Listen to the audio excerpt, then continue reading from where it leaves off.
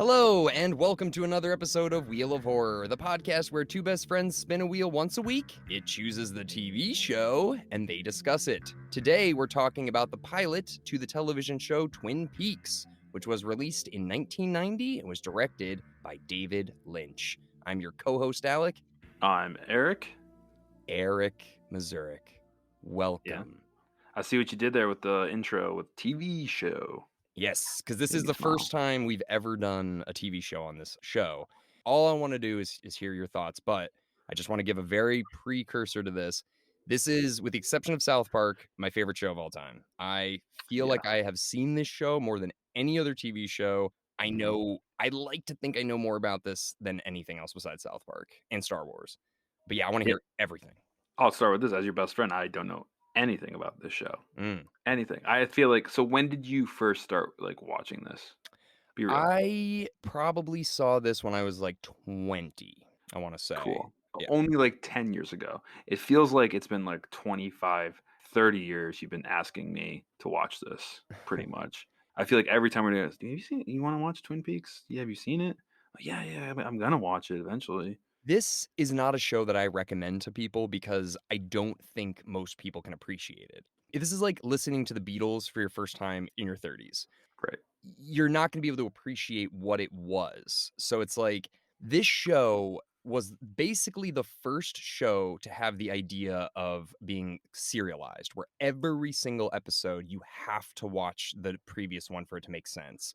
Yeah. There were soap operas, there were shows like that before, but you could miss an episode of a soap opera and still be like, oh, I know what's going on. This show is, you have no idea. So Yeah. Lost and Breaking Bad and Game of Thrones and every TV show that's come out since has basically copied this formula. So regardless, what did you think? What did you think? I could see a lot of other TV shows stemming from this for sure. 10 years ago. So you were in Brooklyn at the time when you first saw this, or were you No, I was you in were home? college. Oh, you were in college still. That's right. Okay, I was trying to figure out where you were when you first saw I want to say Boston, probably. Boston. Okay.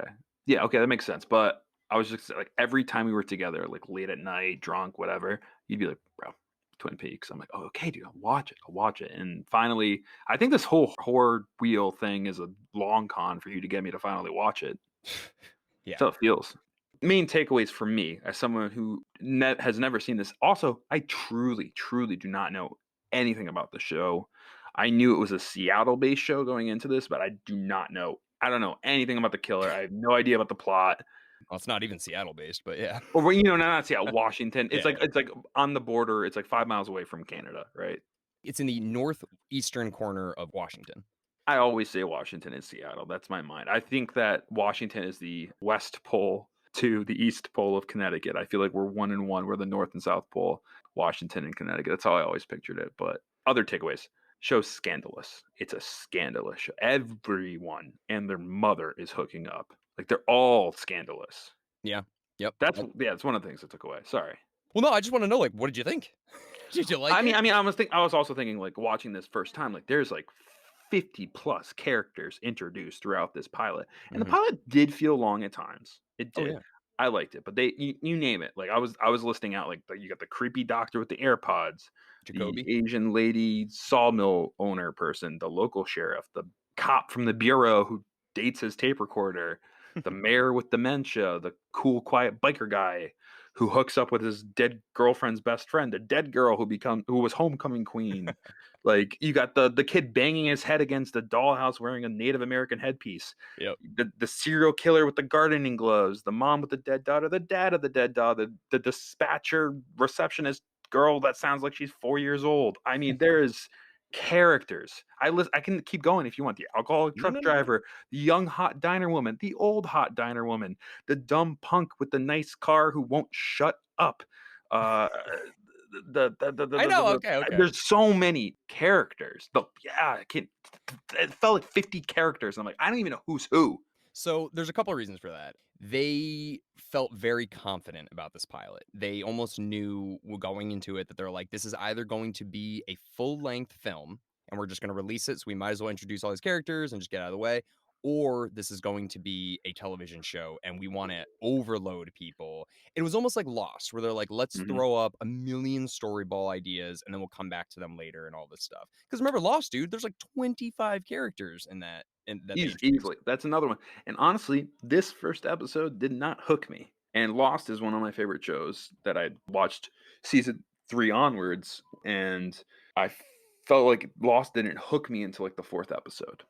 This show basically, like, we have not even begun to scratch the surface of what this show becomes. I mean, first of all, we don't even meet the lead character until 36 minutes in. Dale Cooper from the FBI, he's the lead. Yeah, no, I can So tell he's the main guy, I would say. we don't even meet him for 36 minutes. It feels like a buddy cop. Like it seems like it's going to be the main characters are going to be the local sheriff and the bureau guy. Yeah, so And I'm then, not. and the minor ones are the younger girl who's best friends with the dead girl and James.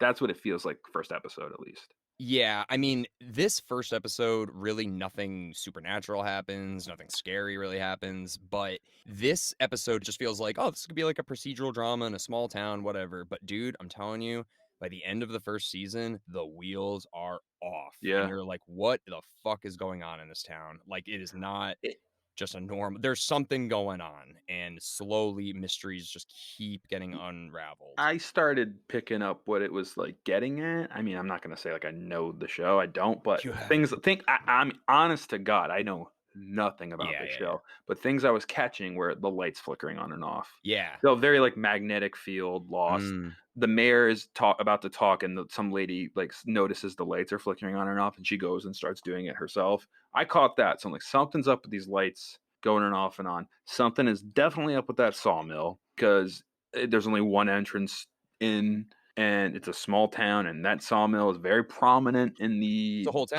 title sequence. It's a mill town, yeah. Sure, but it's Or a very lumber town. the that sawmill though. Something's up there.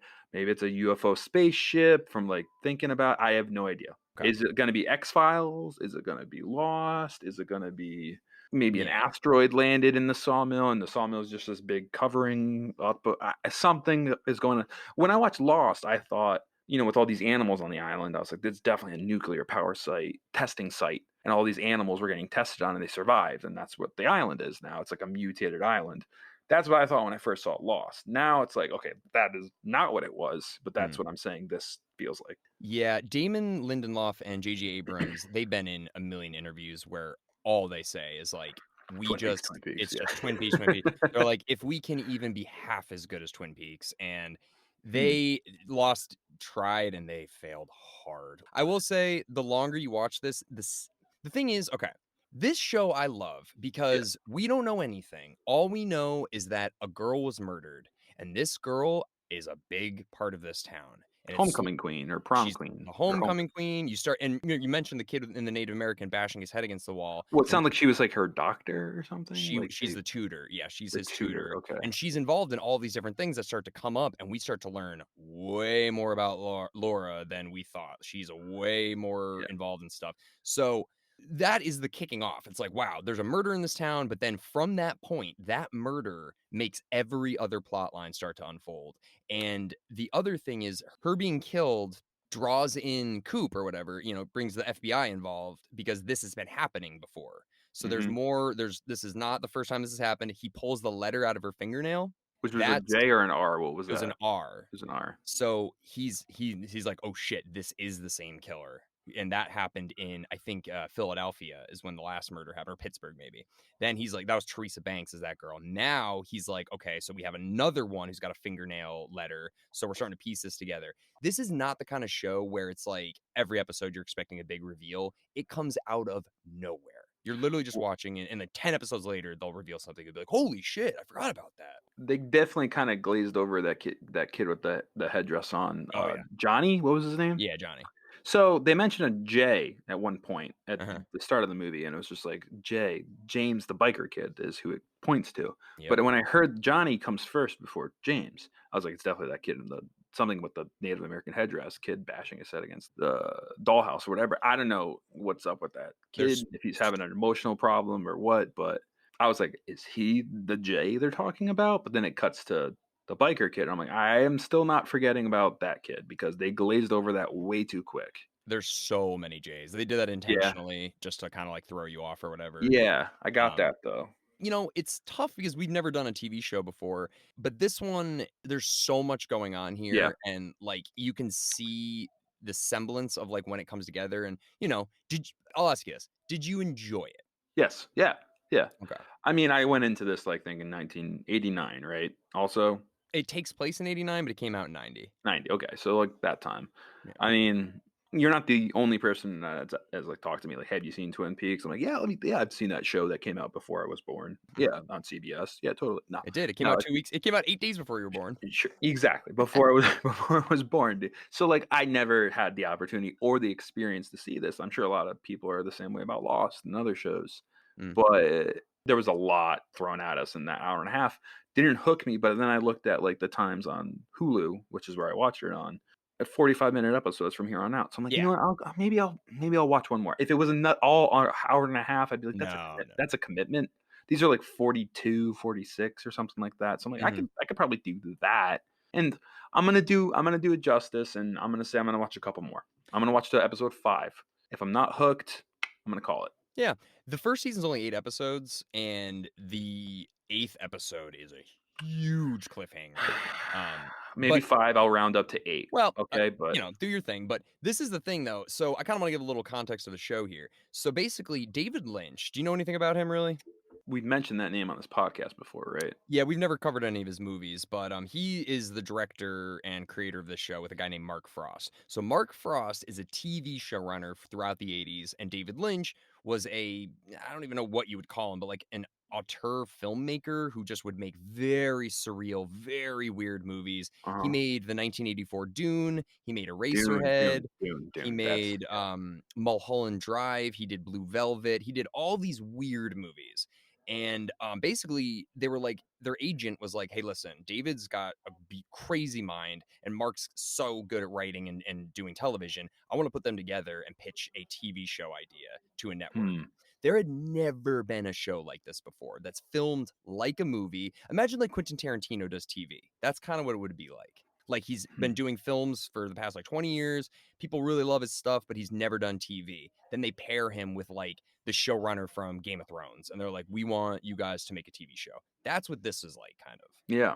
So you have this masterful film director and this unbelievable TV writer, and they paired them together to make this. And David Lynch is like, I know how to make really weird TV movies that kind of feel like you're in a dream the whole time, but I don't really know how to make it make cohesive sense that would draw people in week to week. And then Mark Frost came in and kind of was like, "Ooh, you should do a cliffhanger here, and this will keep people watching." So he knew the television tricks, is what Yeah. you're saying. Yeah. And they invented a lot of these things. And the thing is, Laura Palmer's death is the driving force of the show. That's what keeps people in.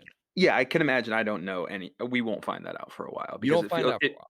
it feels like the Who Killed Jr. Like in Dallas. It's Right. like that's going to be a thing, and it's going to keep you invested, just like This Is Us. Like, how did Jack Pearson die? We actually find out not at the end of the show. We find out, but that was one of the driving forces. Like, I want to watch This Is Us to find out what happened to Jack Pearson. That's Stuff the like that is problem. TV. It's TV. It's how you get the viewers back.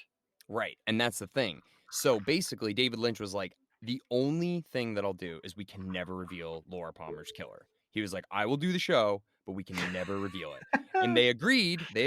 And the ratings, dude, the pilot ratings were 34 million viewers. Imagine. That's like Super Bowl numbers. And this is for a pilot. I mean, Wow. Super Bowl is way more than that, but still, for Yeah. a TV show pilot, 34 million's a lot. So this show was an immediate success. If you like look Yeah. at every actor from the show was on Rolling Stone magazine. It was the show of 1990. So then ABC was like, listen, you guys have to reveal the killer. And it was like, we're not That was their deal. yeah. And it's like, Yeah. hey, you either are gonna reveal the killer or we're gonna do it for you.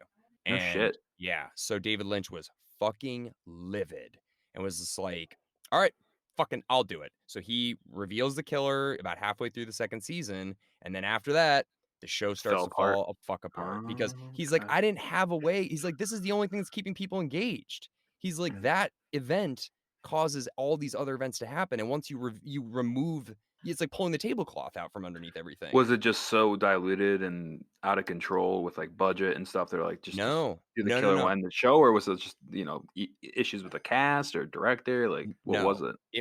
there's never been a show like this before where it was driving audiences crazy to the point where they're like, "When are they gonna fucking do it?" Because every Miami Vice and, Dallas, all of those shows, they had a clear beginning, They had a middle, and killer end. every episode almost. Exactly. Yeah. This one, people were like, "When the fuck are we gonna find out who the fuck did this?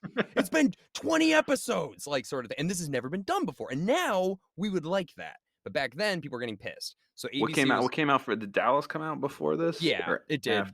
but Dallas, that was, like, one storyline of Yeah. the show as JR. This is the entire show. So, Yeah. after they reveal the killer of Laura Palmer, they had to kinda throw in these new ideas. Some of them work, some of them don't, but there has never been a show where it's in the next episode, but basically, Laura in a dream, Laura Palmer comes to Coop and says, "I'll see you in 25 years." The show gets canceled in 1991, then gets picked up again 25 years later, and they finished it. That's that's so cool. That That's so cool when you say that out loud, you It's know? amazing, like, they knew. They said in 1990, the character says in a dream, she's like, "I'll see you in 25 years." 25 years later, season 3 picks up. The season 2 finale is like, you wanna kill yourself if you were a fan back then. You'd be like, "What is happening?" But it's, yeah, so it's a show that there's so much mystery. When you're watching it, you feel like you're in a dream. You start overanalyzing everything, dude. I got to the point where I was every single scene, the opening shot, there's 2 ducks in a pond. I was like, "Ah, 2 ducks, okay, 2 ducks, Twin Peaks. There's 2 Twin Peaks. They're swimming in different directions." I was like, "Oh, the White and the Black Lodge are separate. Oh," and, like, that's how I'm Oh, thinking so now. yeah, so that's very Lost, like the light and the dark. It Oh, reminds me of yeah. that. So there's the White Lodge, the Black Lodge. This all starts to reveal itself, and there's Don't twin spoil too much, dude, because I'm not I'm gonna no, no, try to no. watch this, and I'm kind of not invested, but I'm like, I'll keep it going. It gets ridiculous. There are some parts, but a lot of actors you'd recognize too. Billy Zane's in it, Piper Heather Laurie, I Graham. saw. Yeah. Yeah, so yeah, there's a ton of people I recognize. Isn't that the main bureau guy? Is he the guy from the Flintstones movie? Yes. Not to Yes, just say like that's the one, but dude. that's what I recognized first. Like I was just like, is he from Flintstones with what's That's his name? Like Kyle MacLachlan. Yes, he's the yeah. villain in Flintstones. He's got Sorry. an amazing career. Hey, I'm hooked. After hearing that out of your mouth, I'm like, I'm gonna watch this now. Just needs to make the connection. No, he's honestly my favorite character. I love him so much. Yeah. There's such a weird I don't know. When you're watching the show, to me, it genuinely feels like you're watching a dream. Like nothing Yeah. really makes sense, kind of, and people are overreacting to things, and I was gonna say overacting in this is like a thing. Like mm, the mother answering the phone, the father mhm, finding out about his daughter. There's just so much like, no, oh my god, like it's just over the yes, top. there's a reason for that. Okay. So it's supposed to be spoofing a soap opera, kind of. You'll see it more as the episodes come out, but they are spoofing television tropes, and Is that's this town just a giant weird cult or something? I'm not saying anything, Okay, but it's culty. Yeah, I it's knew not. that. It's not. It's not. But anyways, it's hard to talk about because there's so much that comes after it. I But mean, there's stuff with like the stairs when they show like the upstairs. It's like, what the hell's mhm. going on with that? Like, what's something like supernatural? I mean, obviously you pick that stuff up. The foghorns. I keep hearing foghorns while watching this, like constantly. He Yeah. hears the foghorn, he finds the body. You hear foghorns throughout the show. Mhm. And my dog was going nuts. Like the amount of noises, like ocean waves and birds chirping, just so much stuff. And I'm thinking, like, I have a sound soother when things get like too loud in my apartment complex. I put that on. It has like a thunderstorm, like a white noise, a bird's chirping. There's a foghorn one, and I remember thinking, who in the hell listens to a foghorn to like calm down? It's like a steam train engine. It's nuts. It's so loud. And I'm Mm, like, I bet I just figured out. Twin Peak fans probably listen to that sound soother. probably. Yeah. Yeah. I mean that opening shot, I love it. Yeah, he walks out and he's just gone fishing, and he just walks. And even that, you can see their relationship from that first It's shot. terrible. Yeah. Yeah. And that slowly starts to unravel as the show goes on. You're like, Jesus, they had this all fucking figured out. Like Right right off the then and bat, there, yeah. she won't even look at him. He kisses her and like touches her cheek, and you're like, okay, so they're having a bad relationship. They never talk about it again, Mhm. and then you see it slowly happen. And you see her like with the Asian woman who owns the sawmill. It seems like she runs it, but the other lady owns it. Yes. And there's beef there. Yep. And the second she shuts the shop down, she like fires somebody out of like, I'm just in a bad mood. Yeah. Right? So Was that it? Like, so yep. she's like, oh, this woman's a bitch. So this is So, how this little thing works. So basically, Piper Laurie and her brother, they inherited the mill, and then mhm. what happened was Piper Laurie's brother married Josie, the Asian woman, and then he died, and she inherited the 51% of the Got it. company. So even though it's not hers, it's called the Packard Sawmill. It's not her mill, but it technically is because Mm, she married into the family. So now she has more say than the woman who grew up with it as her namesake, basically. So she's interesting. resentful as fuck. She hates this woman, but she has to live with her because it's her sister-in-law, basically.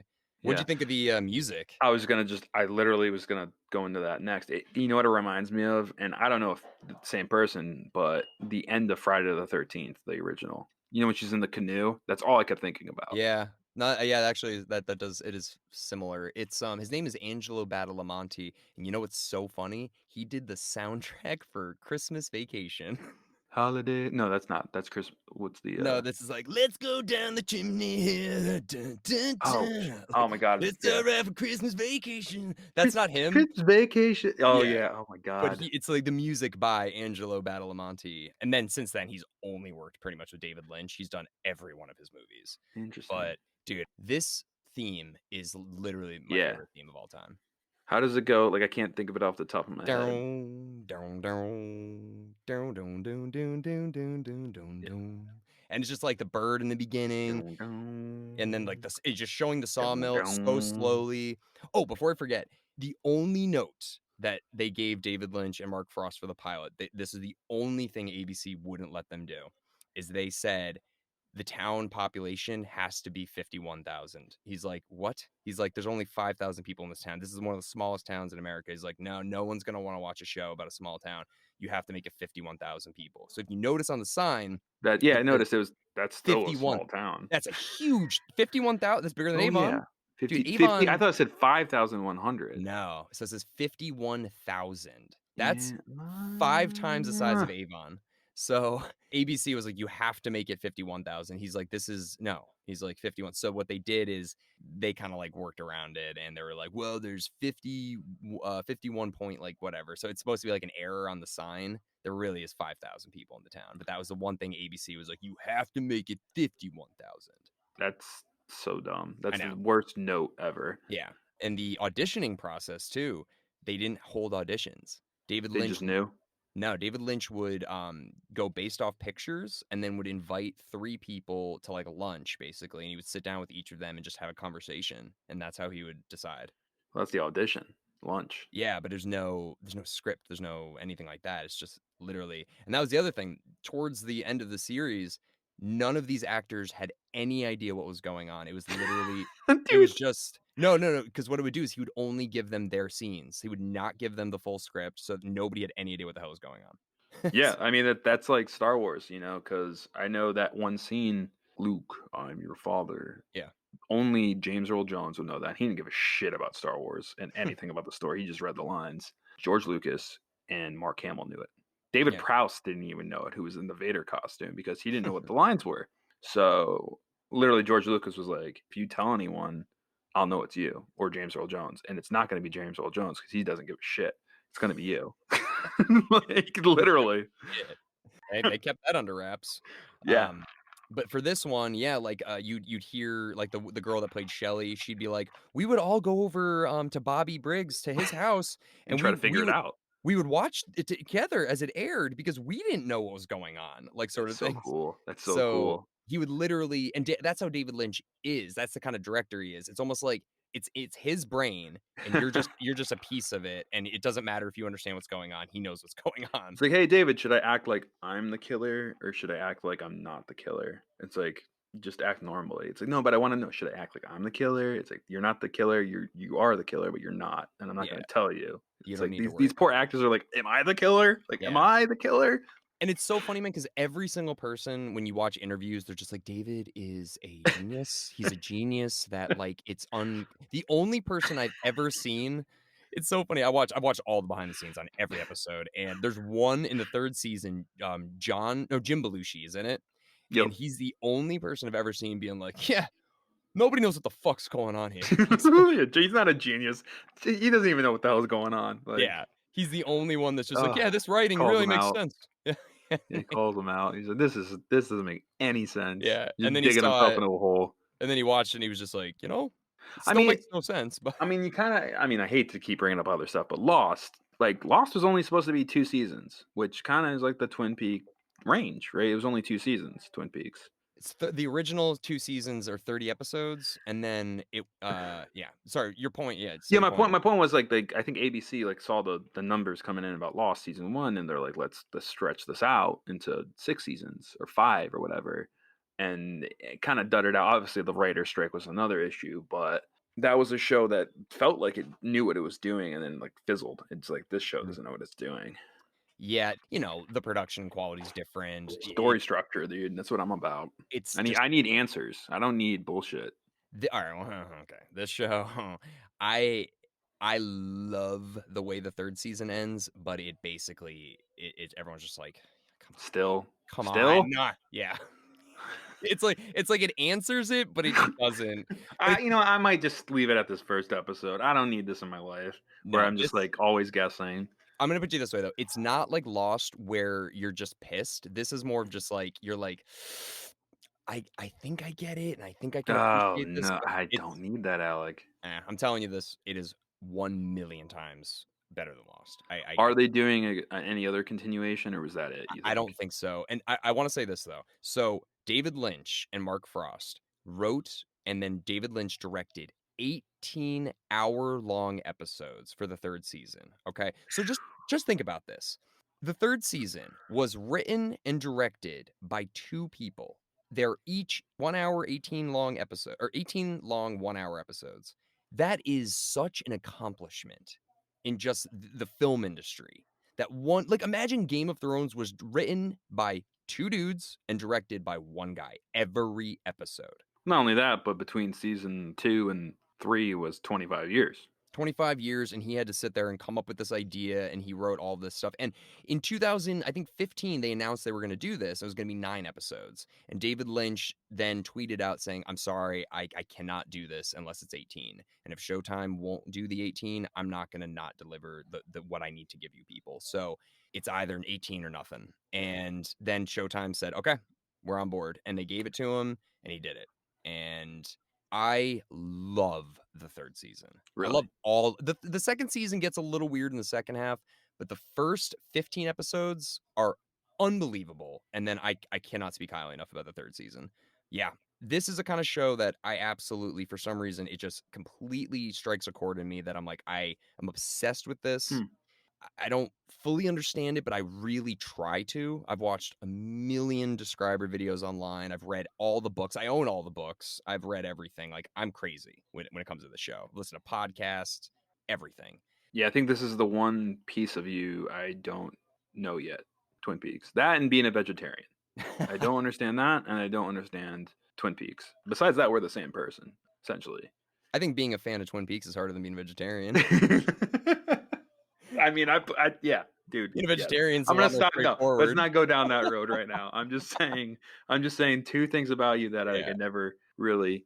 I don't know your side of. It's that, and I eat meat. I eat chicken wings and stuff. But I'm but kidding. in Twin Peaks, you are. Those are 2 things that you are, and I don't know that side. So Well, all I would say to people is if you want to watch this show, you have to pretend it's 1990. You have to pretend you've never seen Mhm. Breaking Bad or Lost or Walking Dead or any of the shows that you have to watch week to week. Treat it like it's the first time you've ever seen a show like that. I kept that in mind. I Yeah. kept that in mind. I was giving it like look at the technology. Like you can't like where's his cell phone? Like Yeah. why do you mean like why doesn't he know where his daughter is? The other thing is, so there's first season is 8 episodes, second season is 22 episodes. Then the show abruptly gets canceled, and they released a film called Fire Walk with Me, which is a prequel/sequel. And what it does is it's the week leading up to Laura Palmer's death, so you get to see the Hmm. week of her of like what happened. But do you Um, see the actress who was Laura Palmer yeah. too? Oh yeah, That's yeah. cool. She's in it the whole movie. She's Laura. It's her life. Oh, dude, you notice who her best friend is? Donna. That who is that? Who is Dude, that? that's from Wayne's World. I knew that. I knew that. Stacy. Um, Right. So yeah, so there's that, and then there's the third season which came out. The other thing in the movie, which the movie was not very well received, but now people really like it. Kiefer Sutherland's one of the leads in it. That's One of cool. one of his first movies. Well, I guess kind of. It was a 91 or 2, so early in his career. Yeah, he's in it, and then Chris Isaac, the singer. Yeah. I was just gonna say, two quick things. Everyone in this town is very good looking. Something's in that water or in the sawmill stuff. I don't know. Very good looking people in that town. Second thing, Diane or Diana, the tape recorder. Mm. I'm like, is Diane a acronym? I don't know what that is. I thought, like, did I miss something about who he's talking to? They don't really. He just, hey, Diane, I'm at this diner in the morning or something. I kind of thought like maybe that's a character he owes something to, and he's just talking to this person, or like in like I don't know. I'm interested to find out who Diane or Diana is. Is it Diane? Diane, yeah. Diane. I'm interested to see what that becomes. That kind of hooked me. Oh, there's yeah. Yeah. It's a slow burn. I'm not gonna lie, it's a slow burn of a show, but when it delivers, you're like, Is it like his wife that like died, and he's like, I'm gonna find her, Diane. I'm not Don't worry, saying Diane. I'm gonna solve this case for you and like what we went through. Like something like that. It's got to be. I'm not saying All right. I really do. The humor I like of the show is the humor is very subtle. Like it's so subtle, and it's like that the whole show. There's not a lot of tension relieving in this, but the funniest joke in this to me is when they're just talking about this murder that happened, this horrible thing, and then he's just like, "Diane, I'm holding in my hand a box of chocolate bunnies," and then just cuts. Like so, it's just like the contrast of what they're talking about. They're talking about this brutal murder that just happened, and then it's like, okay, and then instead of just cutting there, the next line he says is, "Diane, I'm holding a box of chocolate bunnies," and then immediately just cuts. That's Yeah, I didn't pick that up, but I guess like he just broke the diary too, and yeah, exactly. There's just like little things like that. yeah, And it brings it out of a murder. It's like, Diane, I'm holding some chocolate bunnies right now. the It's like, contrast of got just it. like what they're talking about and then the next thing they talk about immediately after that, and then cutting without any context. Yeah, I love it. I love the humor in this. Norma, the diner waitress, the older one. The older one or the yeah, Guess whose mother that is? mother in real life? Uh-huh. I have no idea. Rashidia Jones from The Office. Oh, Isn't that nuts? that's pretty crazy. You'd never Her think father's what's his name too, Quincy right? Jones. Yeah. So yeah, she comes from a famous family. I know. I never would have put that together. But anyways, love this show. Can't speak highly enough of it. It's so hard to do a podcast about a pilot of a show if you haven't really, Without like completely spoiling it for me, which I you kind know. you kind of No, did. You no. kind of did something. You Oh, said I don't find out, so that was one thing. But you okay, don't find out what who the killer is. you do. No, I do find out. That's what I meant. Oh, I you do find out. 100% do. Well, But maybe I didn't want to know that. I find out. why would you watch a show if you don't want to know who did it? Well, I don't know. Maybe I find out in the third season. Instead, I find out halfway through the second. Okay, whatever. You That's ruined I that. guarantee you. You ruined that. Okay. Okay. Anyway, let's spin the wheel. Spin the wheel. Why don't you spin the wheel? Why do I always have to spin the wheel? The wheel lives at your house. Okay. You have a 2-bedroom apartment. They live. Oh, sweet. We have a guest for this one. We have Nick Leone from. Nice. I used to work with him down in Seal Beach, California, where they filmed American Pie 2. That's facts. Dropping knowledge right there. Yeah, this is a great movie. I can't wait to talk about this. All right, well, Eric, thanks for watching Twin Peaks. I'm glad you liked it. It took me at least 10 years of you just being like, "Hey, man, you really watch Twin Peaks?" It's like, okay, I will eventually, and I guess eventually is now. So there you go. Yeah, there you go. All right, thanks everyone for listening in, and we'll see everybody next week for They Live.